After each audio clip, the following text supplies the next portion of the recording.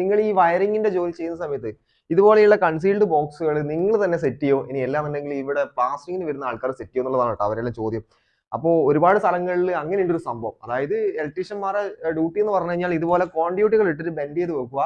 Next team എന്ന് പറഞ്ഞത് നമുക്ക് ഇതുപോലെ പ്ലാസ്റ്റിക്കിന് വരുന്ന ആൾക്കാരാണ്. പ്ലാസ്റ്റിക്കിന് വന്നു കഴിഞ്ഞാൽ അവർ വേണം ഇതിന്റെ ബോർഡുകൾ സെറ്റ് ചെയ്യാൻ പറ്റുക. അത് നമുക്ക് ശരിക്കും യോജിക്കാൻ പറ്റുന്ന ഒരു കാര്യമല്ല. അപ്പൊ അത് പരമാവധി മാറ്റിയെടുത്ത് ഇതെല്ലാം നമ്മളെ പരിധിയിൽ വരുന്ന ഒരു കാര്യം ആയതുകൊണ്ട് ഇത് നമ്മൾ തന്നെ മാക്സിമം ചെയ്ത് തീർക്കുന്നത് നല്ലത്. കാരണം ഇത് ഒന്ന് പറഞ്ഞു കഴിഞ്ഞാൽ ഇതിന്റെ പിറകു വശാല നല്ല രീതിയിൽ സിമെന്റ് ഇട്ട് സെറ്റ് ചെയ്ത് കഴിഞ്ഞാൽ നമുക്ക് ഉറുമ്പ് പൊട്ടി പോലുള്ള സംഭവങ്ങളെല്ലാം വരുന്നത് പരമാവധി ഒഴിവാക്കാൻ വേണ്ടി പറ്റും. പിന്നെ ഇവിടെ നമ്മൾ ഒരുപാട് വീഡിയോസ് നമ്മൾ പറഞ്ഞ അഡാപ്റ്റർ ഇട്ടിട്ട് ചെയ്യുന്നുണ്ട്. അപ്പൊ ഇതിന് അഡാപ്റ്റർ ഒന്നും ഇട്ട് ചെയ്തില്ല. അതുപോലെ തന്നെ ഇതിന് മാസ്കിംഗ് ടാപ്പ് ചെയ്തില്ല. ഇത് ആക്ച്വലി നമ്മൾ ചെയ്തൊരു വർക്കല്ല. നമ്മളിവിടെ മറ്റൊരു ആവശ്യത്തിന് വേണ്ടി വന്ന സമയത്ത് ജസ്റ്റ് ഒന്ന് കാണിച്ചു തരാൻ വേണ്ടി ചെയ്യുന്ന ഒരു വീഡിയോസ് ആണ്. അപ്പോൾ മിക്ക ആൾക്കാരും വേറൊരു ഡൗട്ട് എന്ന് വെച്ച് കഴിഞ്ഞാൽ ഇതിന്റെ മെഷർമെന്റ്, അതായത് നമുക്ക് കോമൺ സ്വിച്ച് ബോക്സിന്റെ മെഷർമെന്റ് എത്രയാണ് എന്നുള്ളതും കൂടി മൂപ്പര് ചോദിച്ചിട്ടുണ്ടായിരുന്നു. നമ്മളെല്ലാം ഒരു 18-20 വർഷങ്ങൾക്ക് മുന്നേ പണി പഠിക്കുന്ന സമയത്ത് നമുക്കെല്ലാം മേസരിമാരുണ്ട്. നിങ്ങൾക്കുള്ള പോലെ തന്നെ നമുക്ക് മേസരിമാരുണ്ട്. അപ്പൊ മേസരിമാർ പറഞ്ഞാൽ അവരെ ഹൈറ്റ് അന്നേരത്തെ അവരെ കുറ്റായിട്ട് പറയുന്നില്ല, അന്നേരത്തെ ഒരു പണിയുടെ രീതി അങ്ങനെയാണ്. അവര് ഹൈറ്റ് എങ്ങനെ അളക്കാന്ന് വെച്ച് കഴിഞ്ഞാല് മൂപ്പര് നിന്ന് കഴിഞ്ഞാല് ആളെ ഈ ഒരു ഹൈറ്റ് എന്ന് പറഞ്ഞാൽ ബെഡ് സ്വിച്ചിന്റെ ഹൈറ്റ് ആണ്. ഈ ഒരു ഹൈറ്റ് ബെഡ് സ്വിച്ചിന്റെ ഹൈറ്റ്, ഈ ഒരു ഷോൾഡർ ഹൈറ്റ് ആണ് നമ്മളെ കോമൺ സ്വിച്ച് ബോക്സിന്റെ ഹൈറ്റ്. അപ്പോ അത് അന്നേരത്തെ ഒരു വർക്കിന്റെ രീതിയാണ്.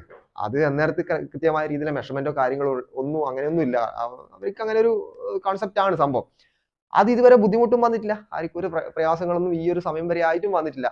നമ്മൾ വീണ്ടും ആ ഒരു വീട്ടിലെല്ലാം ചെറിയ ഓരോ മെയിൻ്റെനൻസ് എല്ലാം പോയ സമയത്തും അതെല്ലാം വളരെ ഭംഗിയായിട്ട് തന്നെ കാര്യങ്ങളെല്ലാം ഓടുന്നുണ്ട്.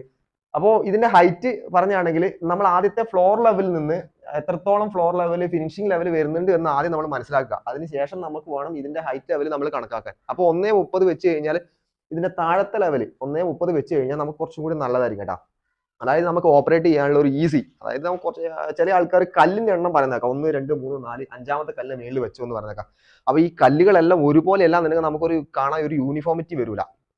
പിന്നെ വാട്ടർ ലെവൽ വെച്ച് ചെയ്യുന്നുണ്ട്. ഒരു ബോർഡ് ടു മറ്റു ബോർഡുകളെല്ലാം വാട്ടർ ലെവൽ ചെയ്യുന്നുണ്ട്. അപ്പൊ അങ്ങനെ ചെയ്യുന്നാലും നല്ലതാണ്, ഇങ്ങനെ ചെയ്യുന്നത് നല്ലതാണ്. ഇനിയിപ്പം അവിടുത്തെ ക്ലയന്റിന്റെ താല്പര്യം എന്താണോ അതനുസരിച്ച് ചെയ്യുന്നത് കുറച്ചുകൂടി നല്ലതാണ്. അപ്പോൾ എന്തായാലും ഡൗട്ടുകൾ വെക്കണ്ട.